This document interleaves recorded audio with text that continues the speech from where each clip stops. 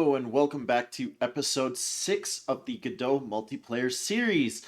This episode, we are just going to be covering some basic cleanup and some error testing, stuff like that, as well as making a connection menu so that players can connect to the game through a menu rather than you having to hard code in the IP and stuff. So let's dive right into this. First thing we're going to do is do the cleanup. So I'm going to go and open up my network manager script. In this network manager script, we can get rid of this ready function altogether. Get it gone. Don't want it no more. Okay, and then from here, we are going to go var error, and this is going to be of type error, is equal to this. So this returns an error whenever we create a server. So we'll say if error does not equal okay, then what we are going to do is print error and then just pass in the error and return, since we don't need to do anything since we couldn't connect. We can actually also make signal on connection failed, and then we will emit this on connection failed dot emit. And there we go. Now we are going to copy this and do the same thing in the connect client. So I'm going to go var error is equal to this, and perfect. This just makes things a little more professional and a little more bulletproof, and you know what's happening when things go wrong. Okay, let's go back to Godot, and now we are going to make our connection menu. If you see here, I've got this nice connection menu made here, where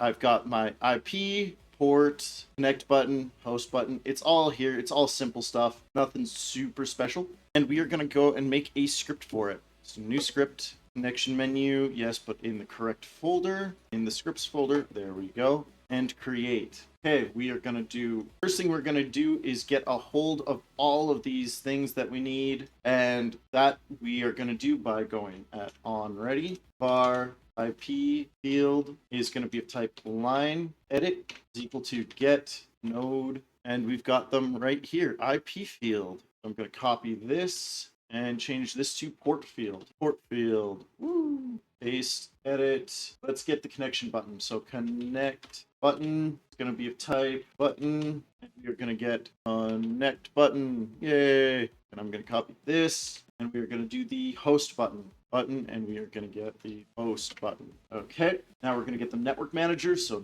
onReady, var network manager, network manager is equal to get node network manager. And then last one, we are going to go onReady. Wait, what is this one? Oh, yeah. This is just going to be our status text. onReady var status text type rich text label equal to get node, and it's going to be rich text label.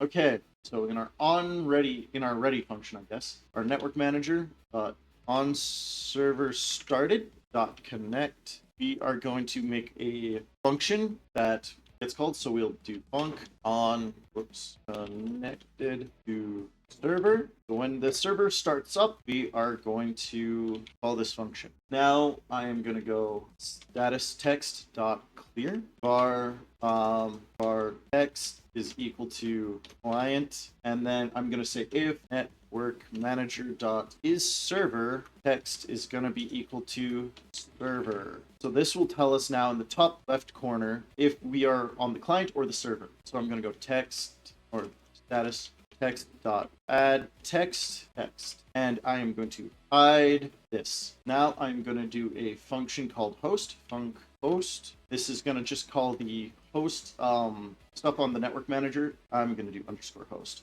Network manager dot port is going to be equal to port field dot text as int.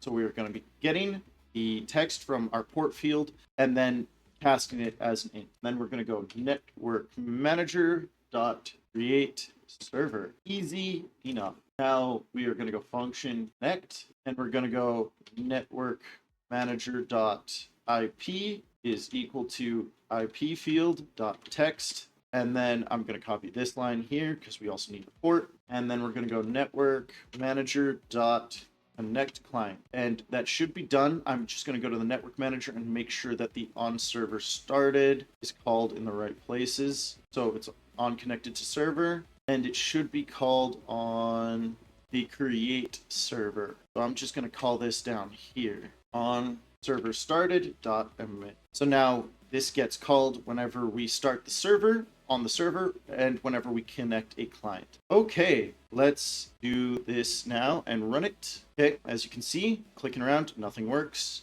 on both. Now I'm going to host. Oh, I forgot to connect the buttons. That's entirely my bad. I'm going to go connect button pressed connect, and I'm going to do connect. Why did I misspell it? Connect close button pressed. Oh, whoops. Button up connect, and I'm gonna do host. All right, now it should work. So nothing works on the server, nothing works on the client. Okay, I'm gonna host the server. We're good, and then I'm gonna connect to the client, and we're good. But if you noticed, the client started back in the original position, whereas the server had moved around.